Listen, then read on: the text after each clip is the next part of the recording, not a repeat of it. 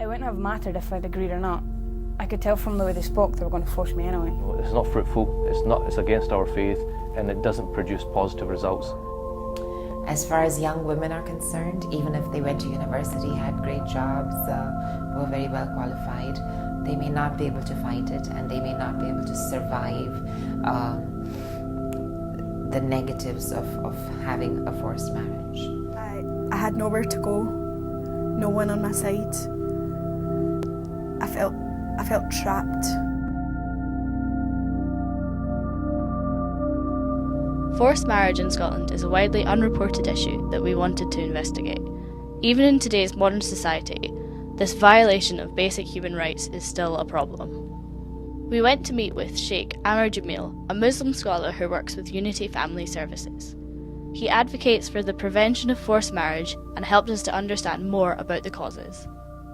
Forced marriage is where there's coercion, so that can be physical, it can be emotional, and really the person doesn't have free choice. They've been pushed into doing something against their will, whereas something like arranged marriage is something where parties are brought together, but the final decision is made by the parties themselves, so there's no coercion. Well, the forced marriage unit down in London, they say they roughly deal with about 400 cases a year, and roughly it's the same kind of stats in Scotland, so you're probably dealing with 30 to 40 cases a year. You'll find it across different religious backgrounds, so it's not so much of a religious issue, it's more of a cultural issue. I tackle it through Islamic law, because in terms of culture and in terms of religion, the only thing that will override a cultural norm in the Muslim community is religious authority. So I come from a religious authority background and kind of say to them, look, yes, culturally this may be the case, but in Islam, the Prophet forbade and was against forced marriage, so we're supposed to be following his example and not what culture says. So it's the only thing that will override it. So when you empower people through telling them what their faith is, it gives them the kind of courage, and it gives them the kind of support they need to kind of tackle cultural norms in the community. I believe in prevention, so I believe if we can prevent this from happening, that's going to give us success, because once it happens it becomes complicated, everyone's saying different things. What you want to do is you want to empower people in the beginning to say no in terms of the younger people, and also you need to educate the parents and the older generation that this is not it's not fruitful, it's against our faith, and it doesn't produce positive results. After leaving Amr, we heard Aisha's story about her frightening experience of being forced into marriage. My family were being nice to me. They wanted to take me on holiday. I was so excited. The colours, the culture, the atmosphere. Started packing my bags and couldn't wait to go. We arrived in a small village where there was no electricity, no running water. It was then that my mother told me that I was to marry a man twice my age. A few years later, a family friend from Pakistan came to stay, and I felt I could confide in him. And with his help, I managed to run away to Manchester. But, as always, things got worse. The police came knocking on my door one day to inform me that they had arrested 3 people with my address in their pockets and weapons in their boot of their car. They said that my brother had paid them £50 each to come and kidnap me. If the police hadn't intervened, I would have ended up dead. Sadly, Aisha is not alone. We also spoke with Sarah, another victim. It wouldn't have mattered if I'd agreed or not.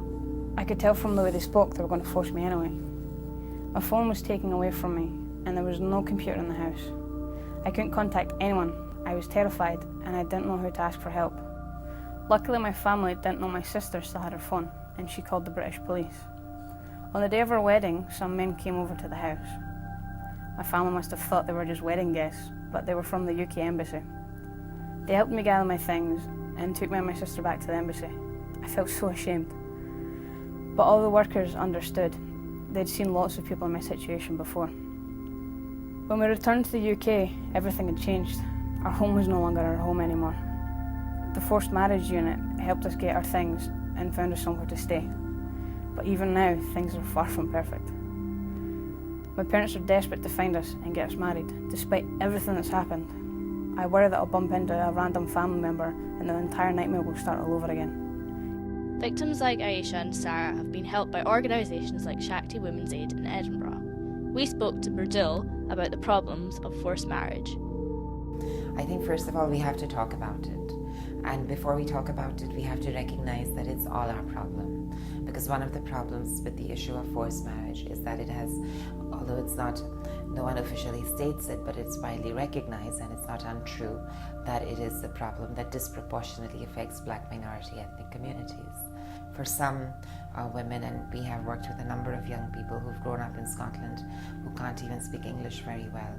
So to try and access a mainstream service, whether it's the police or housing or benefits, or even speaking to the school, can be quite problematic.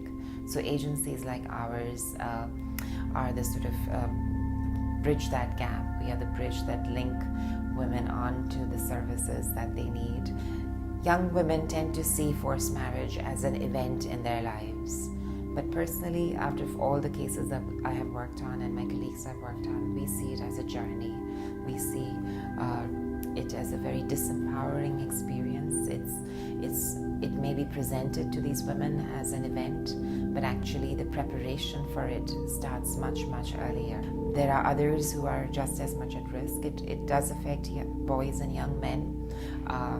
The consequences of having a forced marriage for boys and young men are harsh and painful and devastating, but we find, because of how the world works, that the men who are forced into marriage, a number of them will be able to free themselves of such forced marriages.